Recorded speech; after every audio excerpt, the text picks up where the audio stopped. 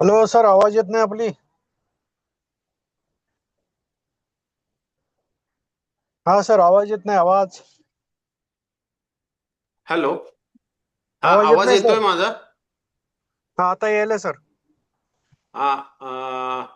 माफ करा, काही तांत्रिक अडचणीमुळे सुरुवात करायला उशीर झाली, पण आपण लगेचच आता सुरू करत आहोत.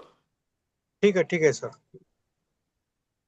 आज कृषी विद्यापीठ आपले दारी, तंत्रज्ञान गंगा घरोघरी हा उपक्रम विभागीय विस्तार केंद्र कृषी महाविद्यालय पुणे गेली अनेक वर्ष अंमलात आणत आहे. त्याचाच एक भाग म्हणून आपण शेतकऱ्यांना जे प्रश्न सद्यस्थितीत भेडसावत असतात त्याच्यावर विचारा तुम्ही, सांगतो आम्ही, अशी एक मालिका घेतलेली आहे. तिचा आज 24वा भाग, ज्यामध्ये अ, विभागीय विस्तार केंद्र येथील पीक संरक्षण शास्त्रज्ञ डॉक्टर विकास भालेराव सर आपल्याला सद्यस्थितीत आंबा मोहराचे संरक्षण याबद्दल मार्गदर्शन करणार आहेत. सदरील कार्यक्रम आपण महात्मा फुले कृषी विद्यापीठ राहुरीचे सन्माननीय कुलगुरू माननीय डॉक्टर विलास खर्चे सर यांच्या प्रेरणेतून, यांच्या मार्गदर्शनाखाली घेत आहोत. तर मी आजच्या कार्यक्रमाची सुरुवात करावी अशी विनंती डॉक्टर विकास भालेराव सरांना करतो. सरांनी कृपया विद्यापीठ गीत चालवून आजच्या कार्यक्रमाची सुरुवात करावी. सर, कृपया.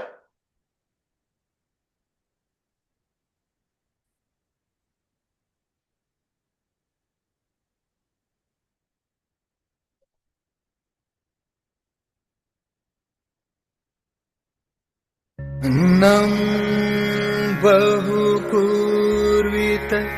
तदव्रतम्। जय जय जय हरित क्रांति, जय जय जय नवल क्रांति, हरित क्रांतीचे नवल क्रांतीचे कार्य जे करीतीनी, ते महात्मा फुले कृषी विद्यापीठ. पश्चिम महाराष्ट्र खानदेशात पसरविले कृषी उत्पन्न जाळे. आधुनिक कृषी तंत्रज्ञानाने निर्मिती भाजीपाला फुले फळे. सातपुडा सह्याद्री पर्वतरांगांवर, तापी गोदावरी मुळा कृष्णा काठावर, विश्वजन कल्याणासाठी रचिल्या अगणित विकास वीर, अगणित विकास वीर. जय जय जय जय महात्मा फुले कृषी विद्यापीठ. माळरानी हिरवेगार गालीचे फुलवीती, शिक्षण विस्तार संशोधन ग्राम उन्नती, अन्न पशुधनाने दौलत वाढवीती. अभियंत्याच्या अवजारांनी विविध प्रक्रिया घडती. जगी घडते झेंडा मानाचा, असे हे गौरवपीठ, असे हे गौरवपीठ. जय जय जय जय महात्मा फुले कृषी विद्यापीठ. जय जय जय जय महात्मा फुले कृषी विद्यापीठ.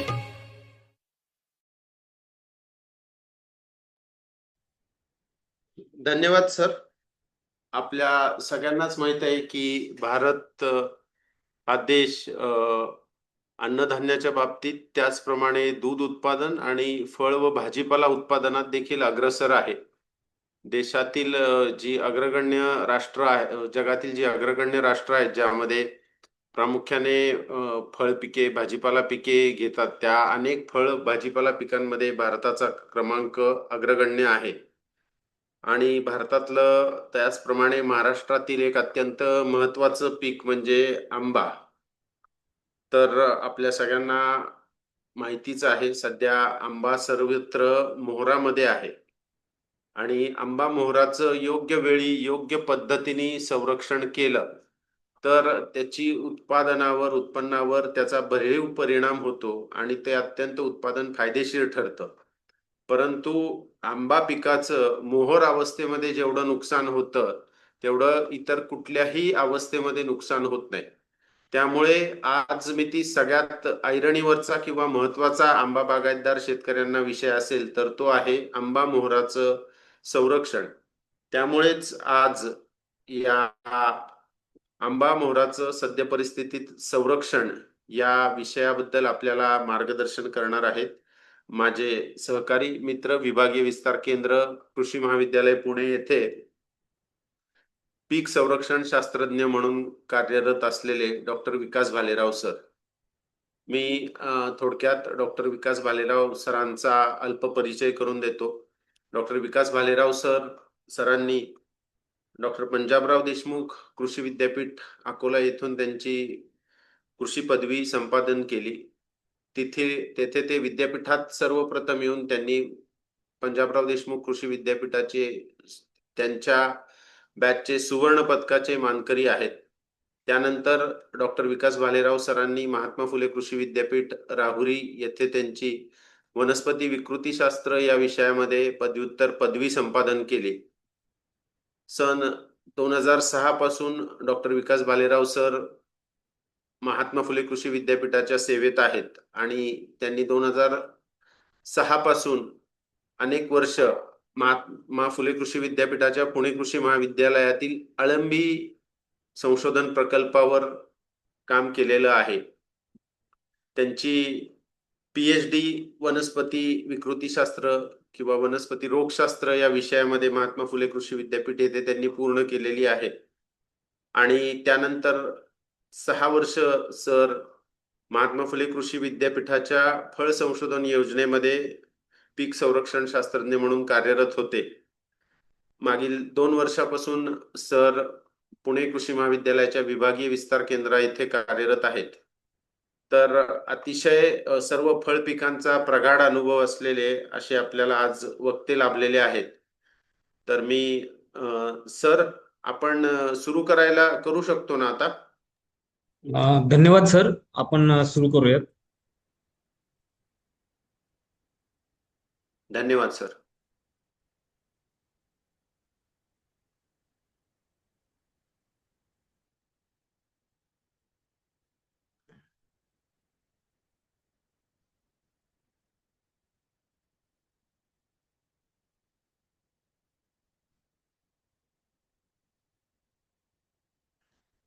सर्वांना नमस्कार.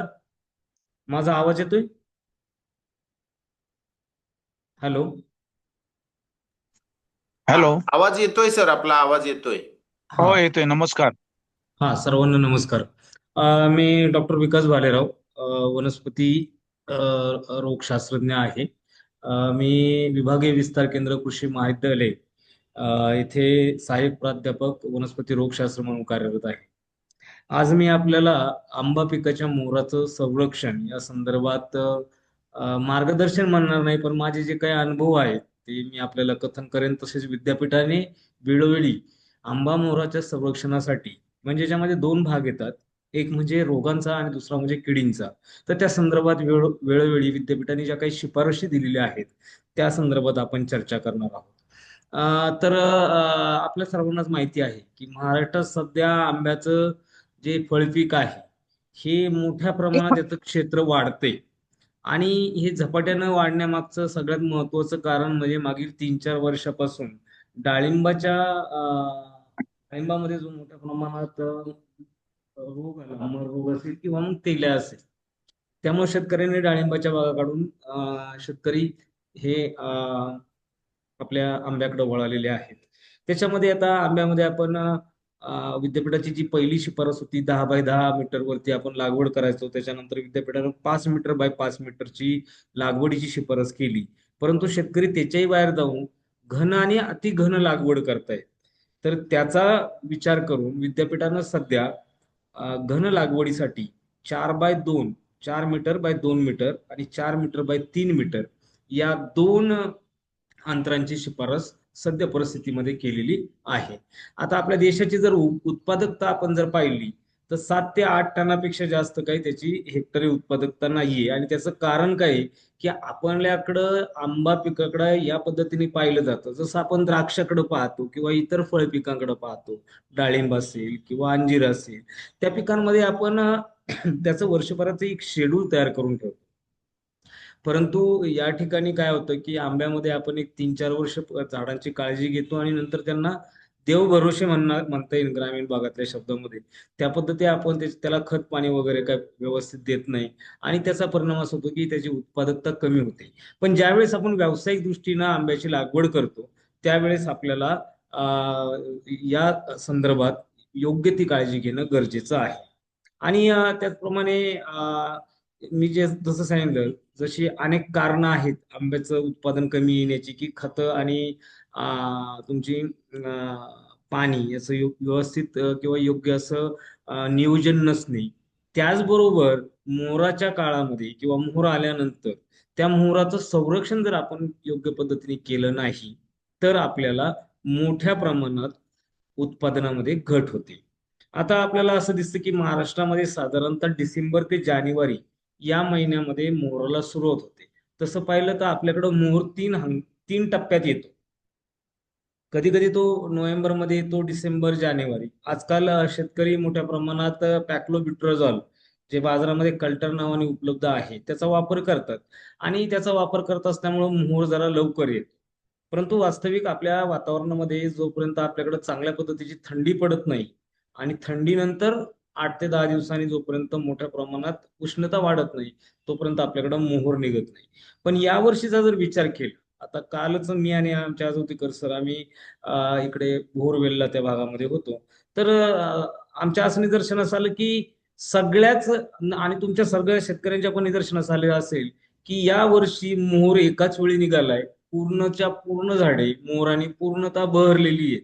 म्हणजे झाडाचं पानच दिसत नाही, पूर्ण झाडाला फक्त मोहर दिसत आहे. आणि त्याचं कारण म्हणजे योग्य पद्धतीची जी थंडी यामधल्या काळात होती, हे वातावरण त्याला अनुकूल झालं आणि त्यामुळे मोहर आलेला आहे. मग जितका जास्त मोहर तितकी त्याची काळजी घेण्याची आपल्याला गरज जास्त प्रमाणात येते.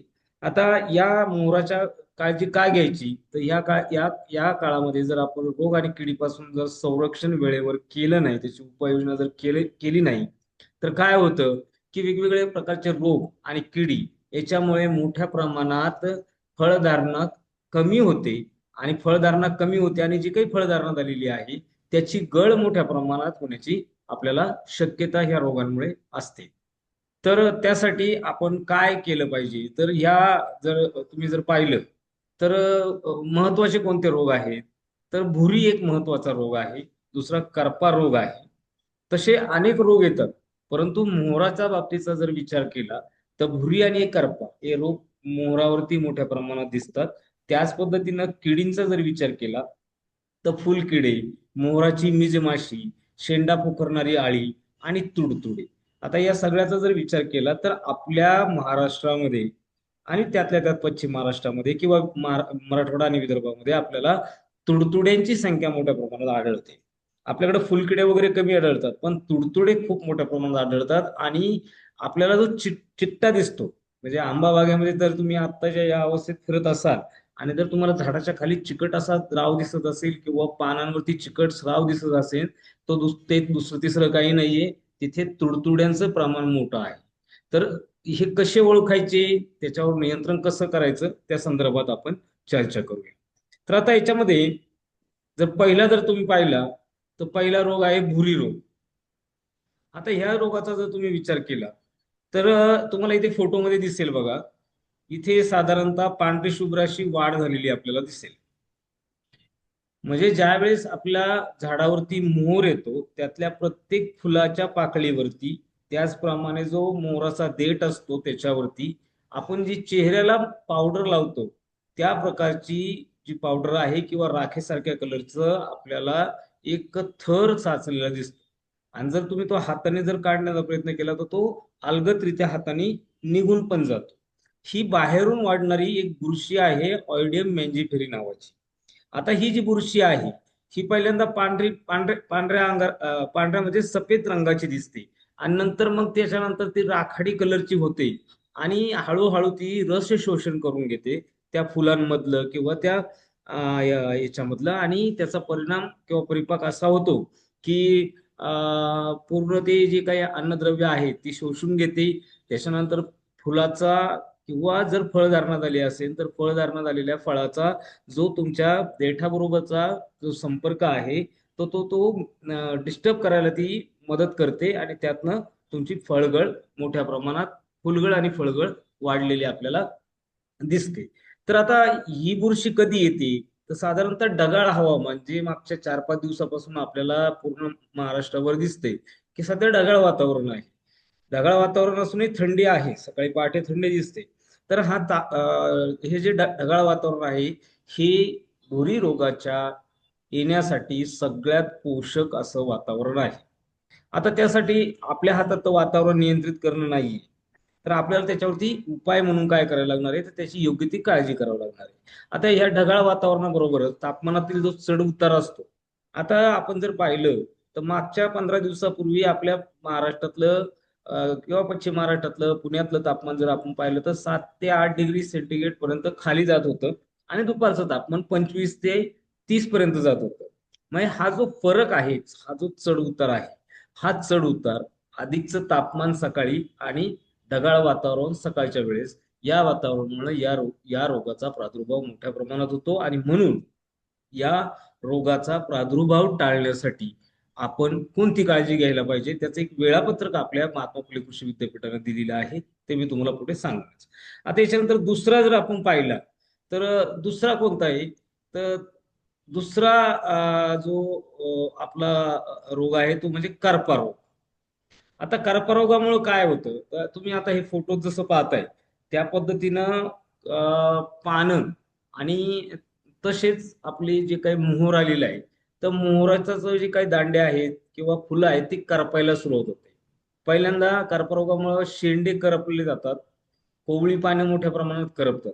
मागच्या 2-3 वर्षापासून जर आपण पाहिलं तर काय होतंय की पाऊसमान लांबल्यामुळं आपल्याला मोहर आणि नवती हे दोन्ही बऱ्याचदा एकत्र निघताना दिसतं आणि ही जी नवती आलेली असते, नवीन पानं आलेली असतात, ही पानं एकदम लुसलुशीत असतात, ही पटकन या रोगास बळी पडतात. हा करपा रोग हा एका प्रकारच्या बुरशीने होतो आणि ती लवकर त्याला बळी पडत असल्यामुळं नंतर त्याचे जी बीजाणू आहेत ते तिथे राहिल्यामुळं ज्यावेळेस मोहोर तयार होतो त्या मोहरावरती याचा आपल्याला लक्षणं आलेली दिसतात. आता मोहराची तर मोठ्या प्रमाणात जशी पानांची त्याच्यावरती आक्रमण करतात तसेच ते मोहरावर पण मोठ्या प्रमाणात आक्रमण करतात. त्यामुळे लहान फळं जी आहेत त्यांची गळ होते. ढगाळ वातावरण जर असेल, तापमानातील चढ उतार असेल, म्हणजे जसं भुरी रोगासाठी आहे तेच वातावरण या रोगासाठीही पोषक असतं आणि म्हणून या हवामानामध्ये आपल्याला या दोन्ही रोगांचा एकत्रित अशा पद्धतीनं आपल्या बागेमध्ये शिरकाव झालेला आढळून येतो. त्यामुळं आपल्याला या 2 रोगांपासून आपल्या बागेचं संरक्षण करणं अतिशय गरजेचं आहे.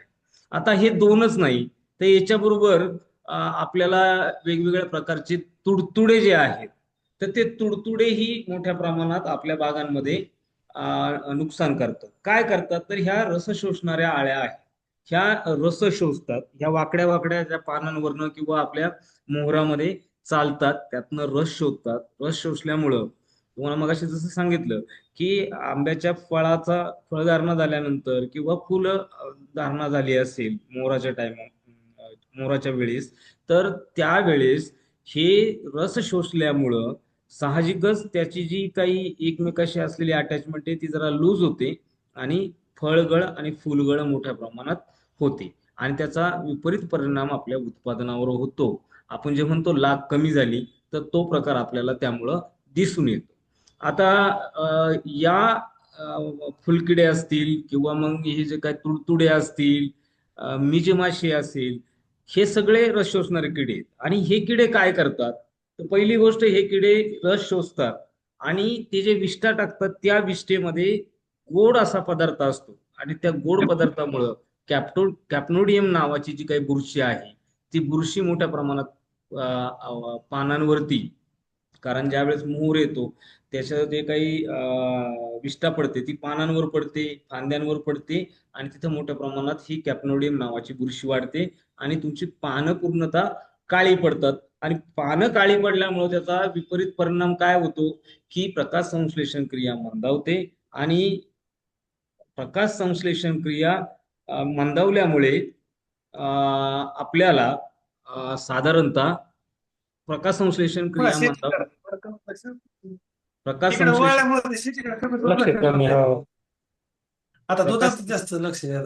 प्रकाश संश्लेषण क्रिया मंदावल्यामुळे नंतर जी फळधारणा झालेली आहे, जी फळं टिकलेली आहेत, ती फळं आपल्याला ती जी फळं आहेत, ती फळं आपल्याला ज्यावेळेस आपण ती मॅच्युअर होत असतात किंवा पक्व होत असतात, त्यावेळेस आपल्याला अडचण येते, त्याला योग्य असं पोषण होत नाही त्याचं, आणि त्याचा परिणाम आपल्या उत्पादनावरती डायरेक्ट इनडायरेक्टली होत असतो. तर त्यासाठी आपल्याला आता काय उपाययोजना केली पाहिजे? आता साधारणतः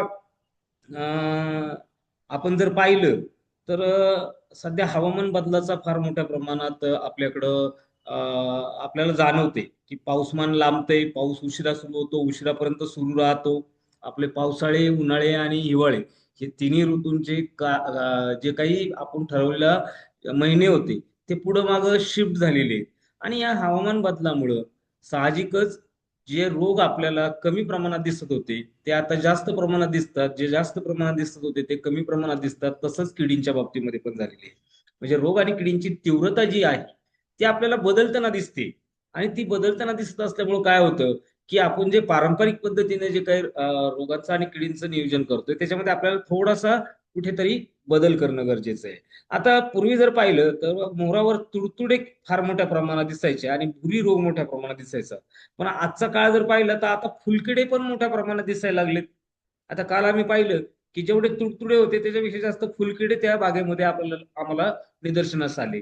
आणि त्याप्रमाणे आम्ही शेतकऱ्यांना सांगितलं की तुम्ही ह्या फुलकड्यांच्या नियंत्रणासाठी हे उपाययोजना पटकन करणं गरजेचं आहे, नाहीतर तुम्हाला फळं लागण्यास थोडासा अडचण येऊ शकते. त्याच पद्धतीने आता रोग आणि किडी हे आल्यानंतर आपण फवारण्या घेणं गरजेचं आहे. परंतु काय झाले की आजच्या काळामध्ये द्राक्ष पिकासारखं आपण सगळ्याच पिकांमध्ये शेड्यूल तयार करून ठेवलेली आहे, सो कॉल्ड शेड्यूल, ज्याला इंग्रजीमध्ये शेड्यूल म्हणतात, की रोग येऊ न येऊ, मोर आला की 5 दिवसांनी हे मारा, 8 दिवसांनी हे मारा, 10 दिवसांनी हे मारा. अनेक कंपनीची लोक अनेक अपप्रचार करून शेतकऱ्यांचा भांडवल मोठ्या प्रमाणात नुकसान करत आहेत. ज्या वेळेस तुम्हाला तुमच्या शेतामध्ये रोग आणि किडींचा प्रादुर्भाव दिसेल, एकदम इनिशियल प्रादुर्भाव दिसेल, तर आणि तरच आपण फवारण्याकडे जाणं गरजेचं आहे.